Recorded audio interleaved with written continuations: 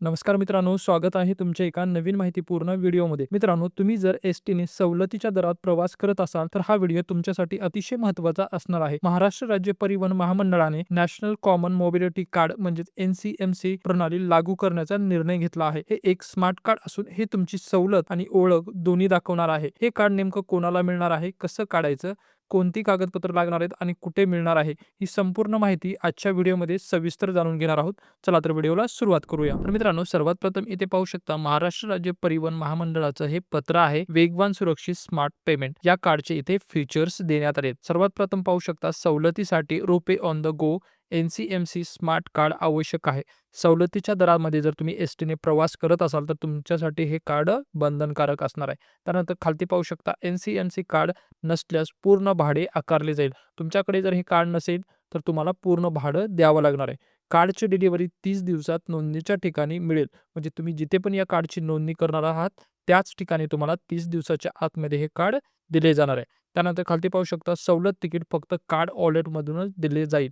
म्हणजे हे कार्ड काढल्यानंतर यामध्ये जे तुमचं बॅलन्स आहे, त्यामधूनच तुमचं सवलतीचं जे तिकीट आहे, ते कट होणार आहे. त्यानंतर खालती पाहू शकता वॉलेट कॅश ने किंवा टॉप करता येईल. या कार्डमध्ये जे तुम्हाला बॅलन्स टाकायचा आहे, पैसे टाकायचे आहेत, ते UPIच्या माध्यमातून तुम्ही टाकू शकणार आहात. त्यानंतर खालती पाहू शकता एन-सी-एम-सी कार्डवर आधार कार्डनुसार तुमचं नाव आणि फोटो असेल. म्हणजे हे कार्ड काढल्यानंतर तुमच्या आधार कार्डवरती जे तुमचं नाव आणि फोटो आहे, तीच सर्व माहिती एन-सी-एम-सी कार्डवरती पण येणार आहे. तर इथं पाहू शकता मित्रांनो, सदर कार्ड हे रोख समतुल्य व अस्तरणीय असणार आहे. म्हणजे हे कार्ड तुमच्यासाठी असणार आहे. तुम्ही कुठल्याही दुसऱ्या व्यक्तीला ट्रान्सफर करू शकत नाही किंवा त्याला वापरण्यासाठी देऊ शकत नाही. त्यानंतर पाहू शकता सवलतधारी प्रवाशांनी आरक्षण तिकीट काढताना कार्ड व्हॅलिडेशन करणे आवश्यक असणार आहे. म्हणजे तुम्ही जर बसचं रिझर्वेशन करत असाल तर हे कार्ड व्हेरीफाय करणे बंधनकारक असणार आहे. हरवलेली किंवा खराब झालेली कार्ड सशुल्क पद्धतीने बदलून देण्यात येईल. हे कार्ड हरवलं किंवा खराब झालं तर तुम्हाला परत पैसे भरून दुसरे कार्ड देण्यात येणार आहे. नवीन स्मार्ट कार्ड केवळ ₹199 मध्ये उपलब्ध असणार आहे. म्हणजे आता तुम्हाला नव्याने हे कार्ड काढायचं असेल तर ₹199 मध्ये हे कार्ड उपलब्ध असणार आहे. तर मित्रांनो, इथे पाहू शकता नोंदणी आणि वितरण कुठून होणार आहे. सवलतीचा प्रकार, बस डेपो, नियंत्रण केंद्र, अधिकृत एजंट आणि आवश्यक कागदपत्र,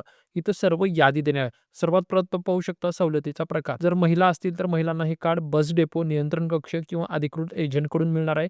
त्यासाठी त्यांना आधार कार्ड आवश्यक असणार आहे.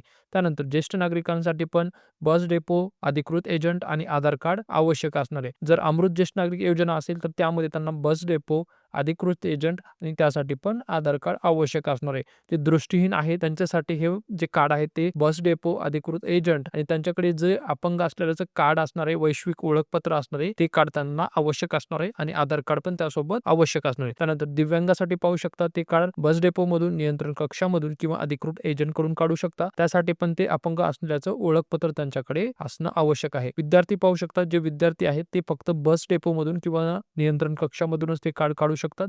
ते एजंट कडून काढू शकत नाही. त्यासाठी फक्त त्यांच्याकडे सरळ क्रमांक असला पाहिजे. जे इतर सवलतीमध्ये येतात ते फक्त बस डेपोमधून किंवा नियंत्रण कक्षामधून कार्ड काढू शकतात. त्यांना अधिकृत एजंटकडून मिळणार नाही. त्यांच्याकडे त्या योजनेबाबतचं, त्या सवलतीबाबतचं शासकीय प्रमाणपत्र असणं आवश्यक आहे.